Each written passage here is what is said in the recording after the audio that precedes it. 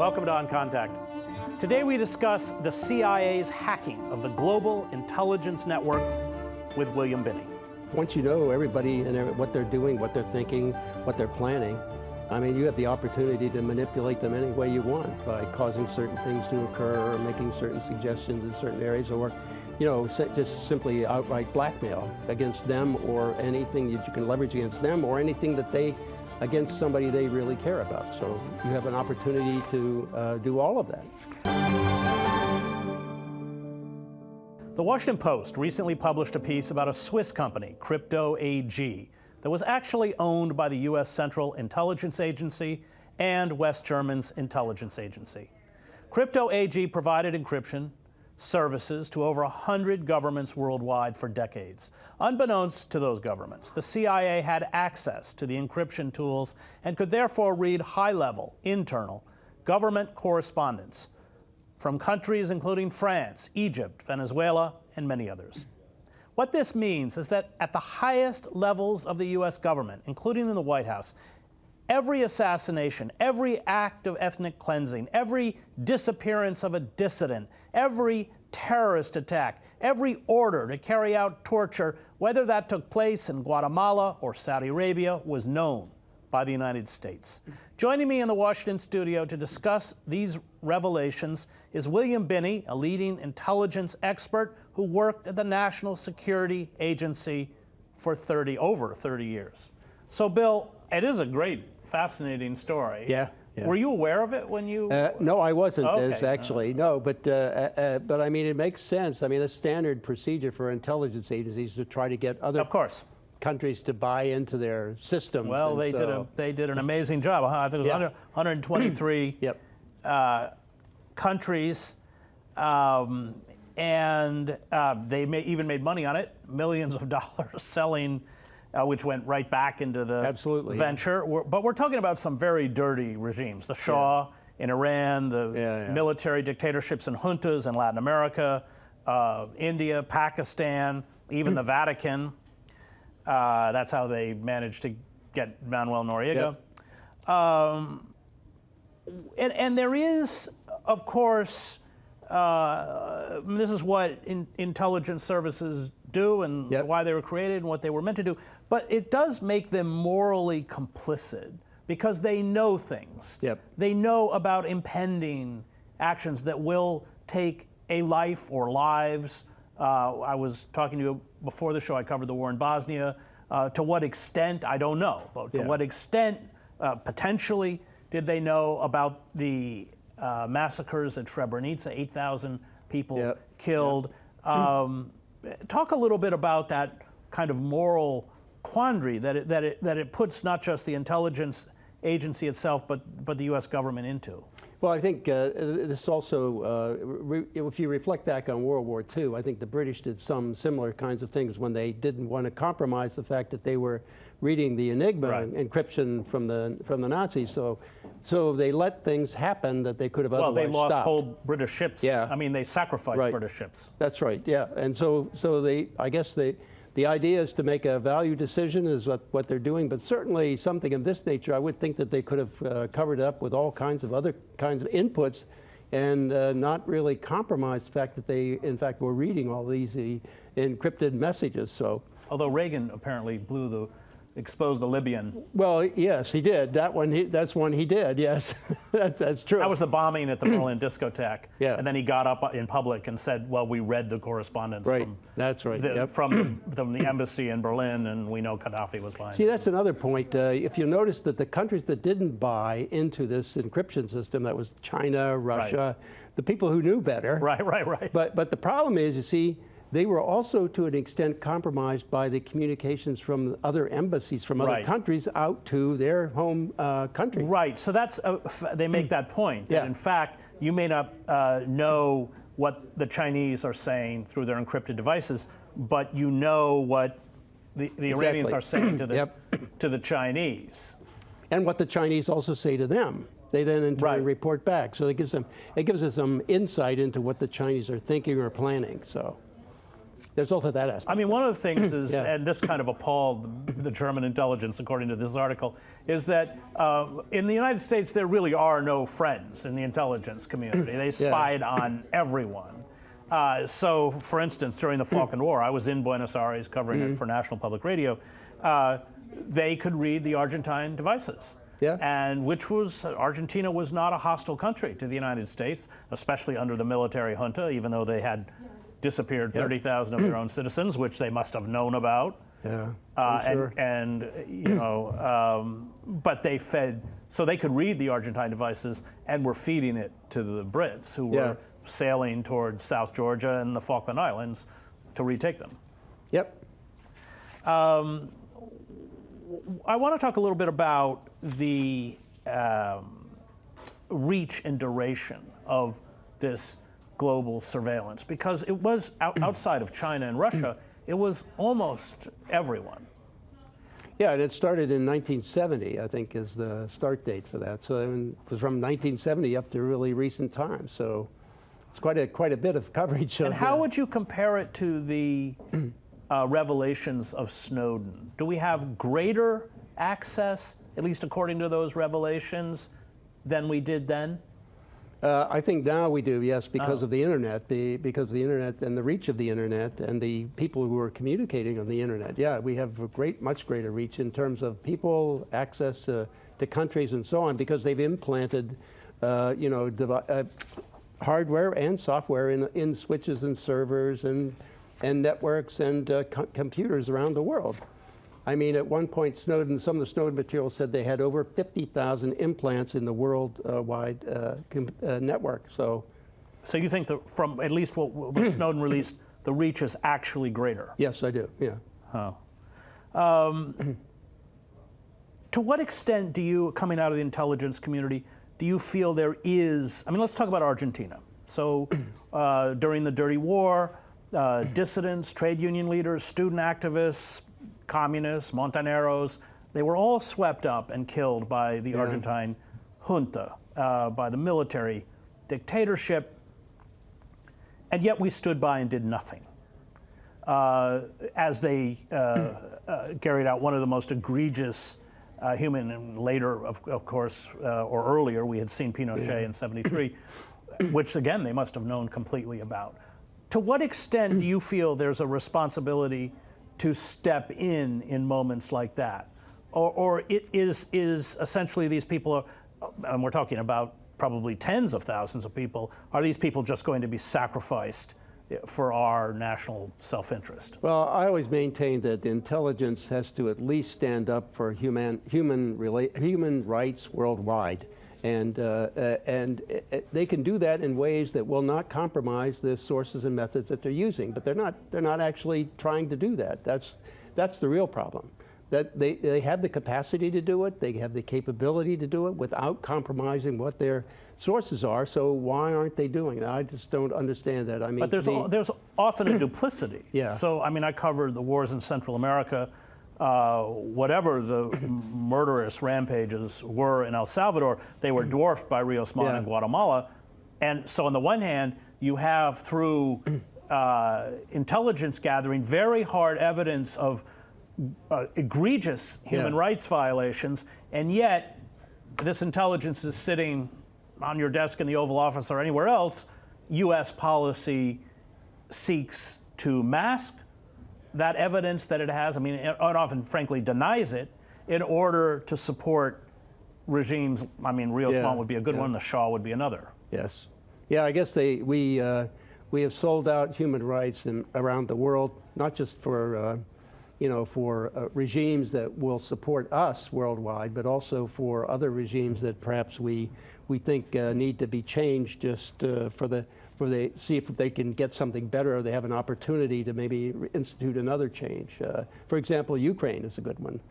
Ukraine, we tried to get that regime changed to be a positive one for us, and Yats was our guy, I think, was the key statement at that point. So it's the same thing.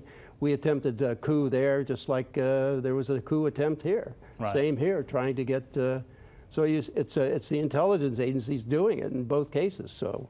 One of the things that came up in the series that was kind of interesting is that they would send, a lot of the workers, it was based in Switzerland, they didn't know. And the workers who figured it out were gotten rid of pretty quickly. There was a woman they talked about who kind of figured all this thing. But they would send them into these countries to repair these machines, these essentially CIA machines. There was a case of one of these poor technicians who arrived in Iran, and the Iranians had figured it out. Yeah.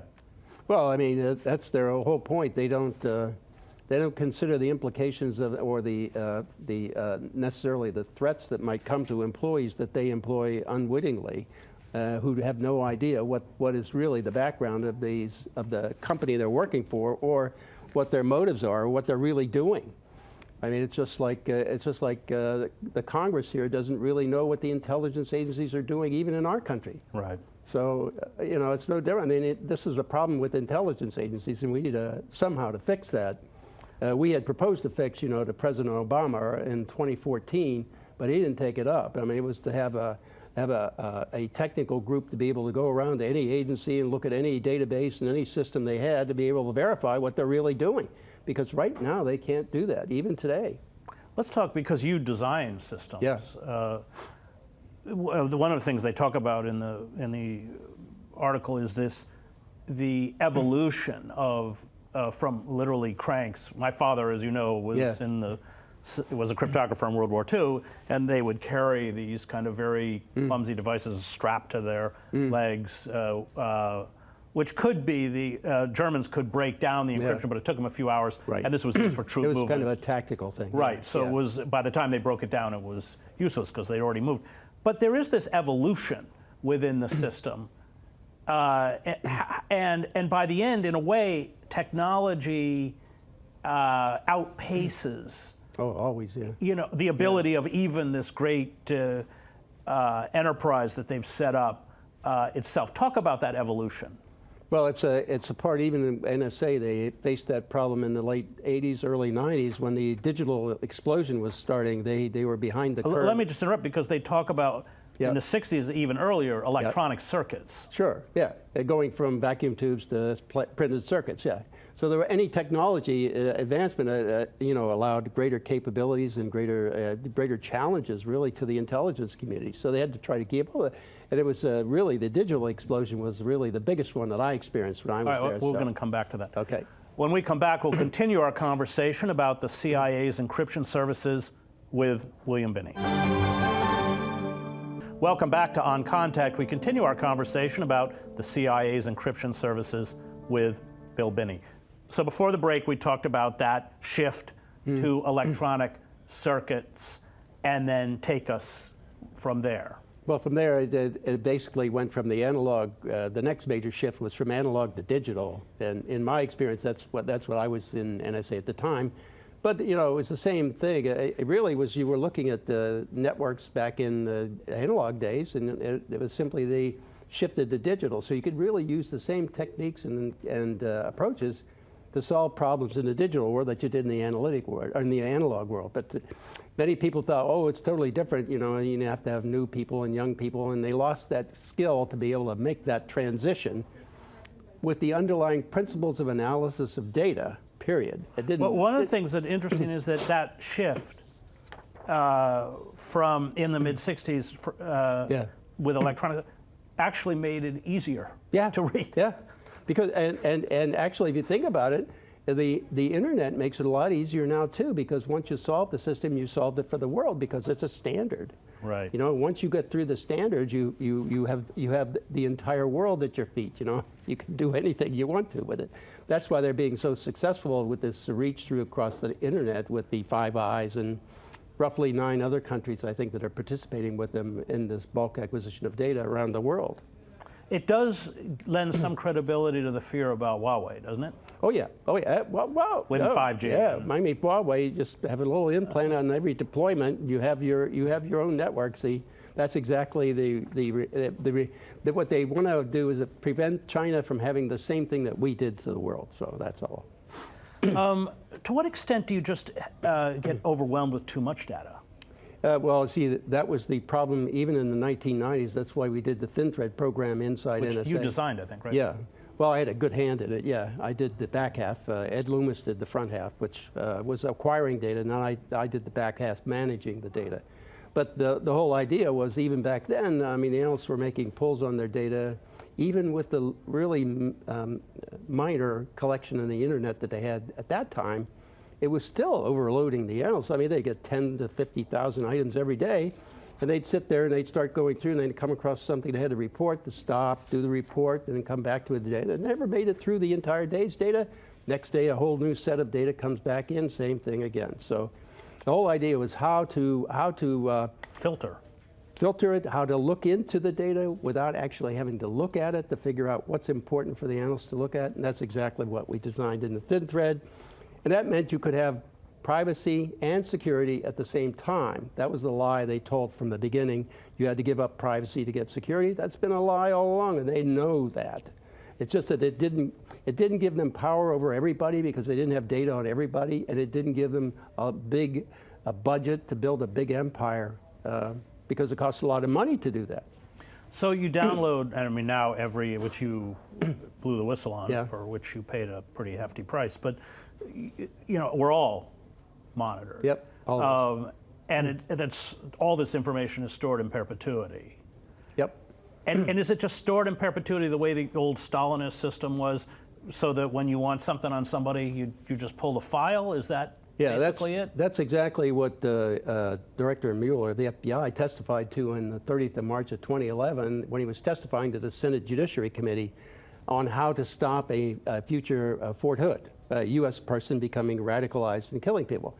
And he said, well, he set up this technology database with the Department of Defense, where he could, with one query, go in and get all past emails and all future ones as they come in on a person. Well, that tells you he's going into the NSA database, pulling out all the data, all the emails from that person that they've got stored, which goes back to at least 2001, and even before that on selected ones. So that, and then anything that comes in is an automatic routing to them. So it's a matter of any analyst at the FBI, without oversight, by the way, going into the NSA data, pulling out all this information on anyone, and anyone they want to target. Well, we know from, the FBI and J. Edgar Hoover, and that this very easily leaches over into a way to blackmail and destroy the lives of dissidents. That's what Cointelpro was. Right. And these were anti-war activists, peace activists, civil rights activists. Martin Luther King himself was a victim of this. And but we've raised this to a whole new level now. Yeah. At the time, though, it was the same three agencies, NSA, FBI, and CIA. NSA had a program called Minaret that paralleled Cointelpro, and Chaos was a parallel at CIA. But it's the same three agencies today doing the same thing, but on a much larger, more comprehensive scale. Yeah, well, one of the things that's we know, you go back and look at the 1954 Arbenz coup, is that they often will, because some intelligence services are separated between operations and intelligence. We're not. Mm-hmm. So this intelligence becomes actionable in terms of carrying out dirty tricks. Yeah. I mean, it gives you leverage. Once you know everybody and what they're doing, what they're thinking, what they're planning, I mean, you have the opportunity to manipulate them any way you want by causing certain things to occur or making certain suggestions in certain areas, or, just simply outright blackmail against them, or anything that you can leverage against them, or anything that against somebody they really care about. So you have an opportunity to do all of that. Where do you think we're headed? I often wonder if we're all going to be Uyghurs one day.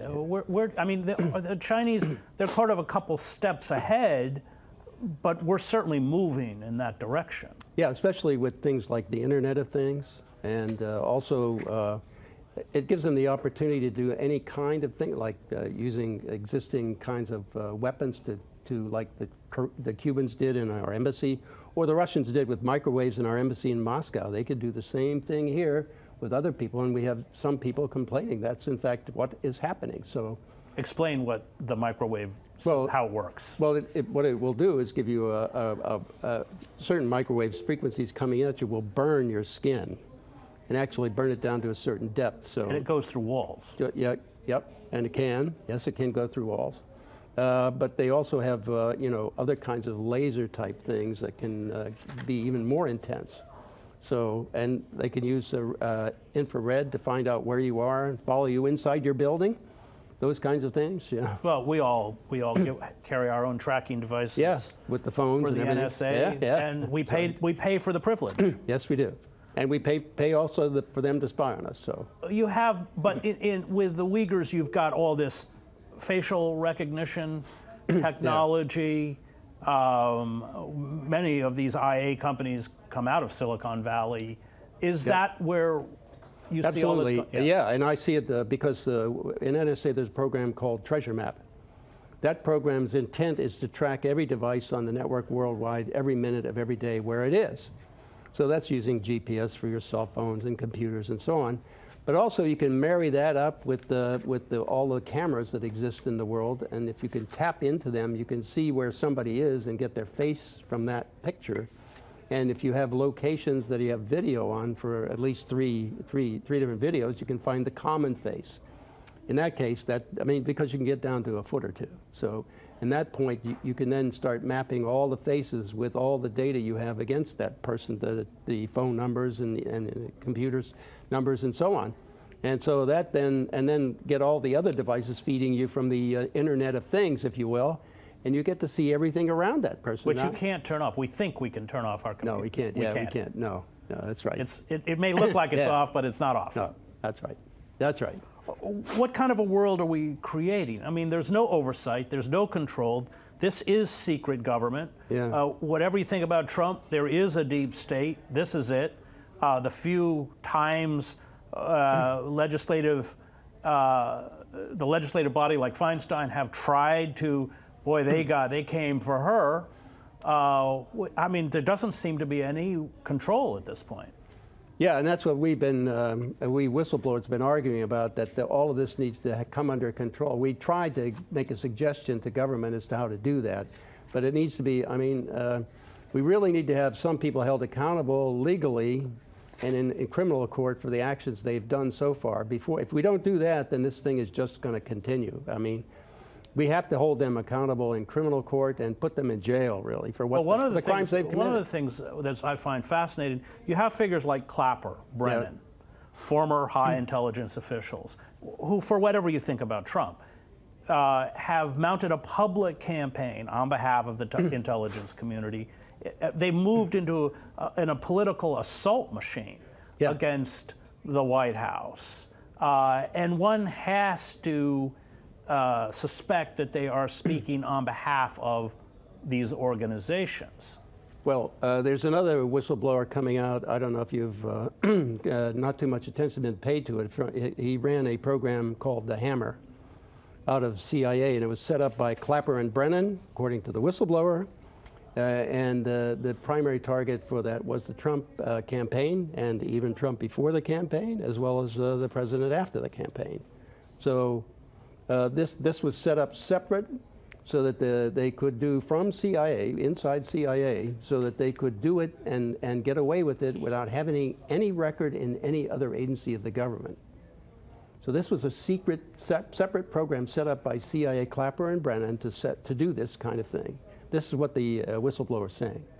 Well, I mean, and the language is, I mean, they calling Trump an agent or a stooge of Moscow, a traitor. I think they've used these kinds of words. And aside, it doesn't matter what you think of Trump, and I'm a Trump critic, but that kind of power unleashed within the society is frightening and despotic. And just look at them coming out in the open and saying these kinds of things shows you the arrogance of the power they think they have. And that's why they have to be held accountable, because if they aren't, I mean, this kind of activity will simply continue. Well, they're not only are they not held accountable, but they become J. Edgar Hoover on steroids, or Berea, or any other, and essentially they control the state, because anybody, even in the system of power, defies them at tremendous risk. They do, yes, and you can see that with Barr and Durham now. They're being attacked. So, and the idea is that they're trying to get to the truth, and this secret government doesn't want that because they'll be exposed. And once they Once they start being exposed, then it's going to be like dominoes. They're going to fall one after the other, and that breaks up the entire state. And that's really what we have to do. Right. I mean, otherwise we're never going to stop this. It's only going to get worse. And what will the state look like? Is it Orwellian at that point? It is. Yeah. Well, I mean, we're pretty close to that right now. Right. Yeah. Right. And what do they want? I mean, what is their goal? Is it just complete control on behalf of a global oligarchic elite? I don't want to simplify it, but what is the... No, I think that's pretty close. I mean, I think it's just power and control the population. It's population control. And that's because, of course, with social inequality, the stripping of civil and labor rights, you are dividing industrial nations into the tiny cabal of elites and serfs. Yes. And that's happening around the world, yeah. Right. Thanks, Bill. That was intelligence expert and NSA whistleblower William Binney.